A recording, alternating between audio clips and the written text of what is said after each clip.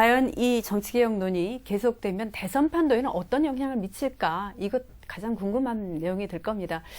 대선 판도에 큰 영향을 미친다고 보는가? 그것이 또 어느 정도의 그 유권자의 그 판단에 영향을 미칠 것인가? 이 부분 궁금한데요. 김 교수께서 어떻게 보십니까?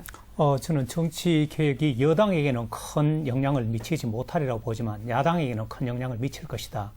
왜냐하면 아까 나왔던 인적 천상 문제라든가 이런 직접적인 정치 개혁이 앞으로 단일화의 명분이나 단일화의 토양으로 저는 작용할 가능성이 높기 때문에 앞으로 정치 쇄신 개혁 요구는 더욱 강렬해질 것이고 더욱 구체화될 것이다.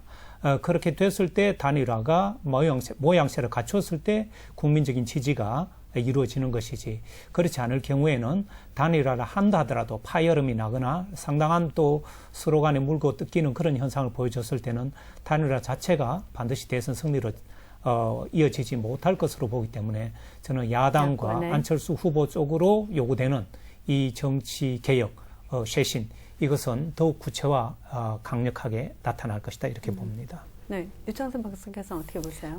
우선 이제 야권 단일화 관련해서 문안 두 후보의 정치 쇄신안의 차이 어떤 영향을 미칠지가 이제 관심사인데요.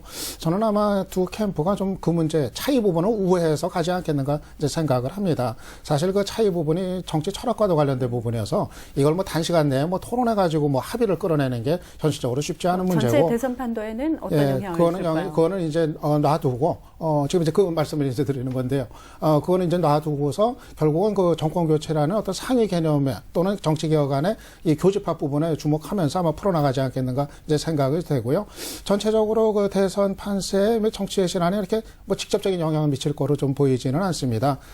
최근에 제가 안철수 정치 쇄신안 이 논란이 막 불거지면서 얼마 동안 그 여론조사 추이 이렇게 보니까 또 플러스든 마이너스든 별 변화가 없더라고요. 그러니까는 뭐 다른 정책 의제들도 다 지금 덮이고 여러 현안들이 덮이듯이 이번 대선이 유난히도 여러 가지 그 쟁점 사안들을 다 좀 덮어버리고 가는 이런 어떤 판세의 변화가 없는 상황이 좀 지속되는 거 아닌가 싶은데, 어떻게 보면 정치 쇄신안이 좀 판세에 영향을 미치는 게 국민들 입장에서는 사실 바람직한 길이기도 한데 현실적으로 봤을 땐 별로 그렇게 영향을 미치지는 또 않고 있는 것 같습니다.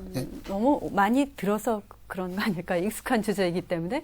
이철희 소장께서 어떻게 보십니까? 저는 좀 영향을 줄 거라고 봅니다. 왜냐하면 선거라는 게 결국 누가 무엇을 어떻게 할 것이냐를 제시하는 싸움이기 때문에 저는 박근혜 후보가 정치 쇄신 쪽에 약간 좀 목소리를 낮추고 있다면 야권으로서는 이 문제를 더 분명한 대안을 제시해서 거기서 뭔가 전선을 만들어내는 게 승부에 유리할 거라고 봅니다. 승부처가 될 수 있다, 그런 판단이시고요.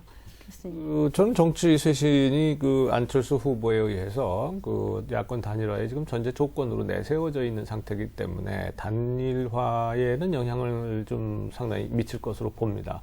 전 정치 쇄신이라고 하는 것만이 왜 단일화의 전제 조건인지 전 이해하기 힘듭니다만은 여하튼 안 후보가 그렇게 해놨기 때문에 단일화에는 상당히 영향을 미칠 것 같고요.